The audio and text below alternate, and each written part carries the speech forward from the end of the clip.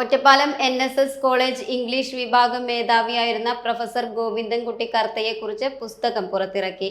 പൂർവ്വ വിദ്യാർത്ഥികളും സുഹൃത്തുക്കളും ചേർന്നാണ് പുസ്തകം പുറത്തിറക്കിയത്. 1968 മുതൽ 2004 വരെ അധ്യാപകനായിരുന്ന കർത്തയുടെ ഔദ്യോഗിക ജീവിതകാലത്ത് പഠിച്ചിരുന്ന വിദ്യാർത്ഥികളുടെ അനുഭവങ്ങളാണ് ഋതുക്കളെ തോൽപ്പിച്ച മരം എന്ന പുസ്തകത്തിലൂടെ വിവരിക്കുന്നത്. സംവിധായകൻ ലാൽ ജോസ്, മുൻ മന്ത്രി MB രാജേഷ്, നിയമസഭാ മുൻ സ്പീക്കർ P രാമകൃഷ്ണൻ ഉൾപ്പെടെയുള്ളവരുടെ അനുഭവങ്ങൾ കൂടി ഉൾപ്പെട്ടതാണ് പുസ്തകം. ആലപ്പുഴ ചേർത്തലയിൽ നിന്നെത്തി ഒറ്റപ്പാലത്തുകാരനായി മാറിയ ഗോവിന്ദൻകുട്ടി കർത്ത 2004 വിരമിച്ചത്. ഔദ്യോഗികമായ ചുമതലകൾക്കപ്പുറം സാമൂഹിക സാംസ്കാരിക രംഗത്തും സജീവമായിരുന്നു കർത്ത. പൂർവ്വ വിദ്യാർത്ഥി സിനിമാ സംവിധായകൻ ലാൽ ജോസ് പുസ്തകത്തിന്റെ പ്രകാശനം നിർവഹിച്ചു. മറ്റുള്ളവർക്ക് ഊർജവും പ്രകാശവും നൽകുന്നതാണ് കർത്ത സാറിന്റെ ജീവിതമെന്ന് ലാൽ ജോസ് പറഞ്ഞു.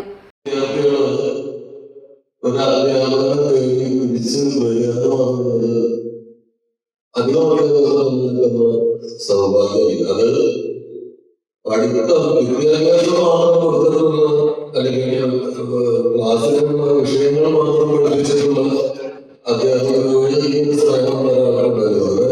നമ്മൾ ഈ ഫേസ്ബുക്കിലും ഇൻസ്റ്റാഗ്രാമിലൊക്കെ ഈ അധ്യാപകരുടെ ഭയങ്കര അധ്യാപകവർത്തിയും അധ്യാപക സ്നേഹവും ഒക്കെ ഭയങ്കര സാഹിത്യത്തിൽ എഴുതുന്ന അതിന്റെ പരിപാടിയാണെന്നാണ് എനിക്ക് തോന്നുന്നത്. അങ്ങനെ സ്നേഹം നമുക്ക് ഇവരോടൊപ്പം തോന്നാറില്ല.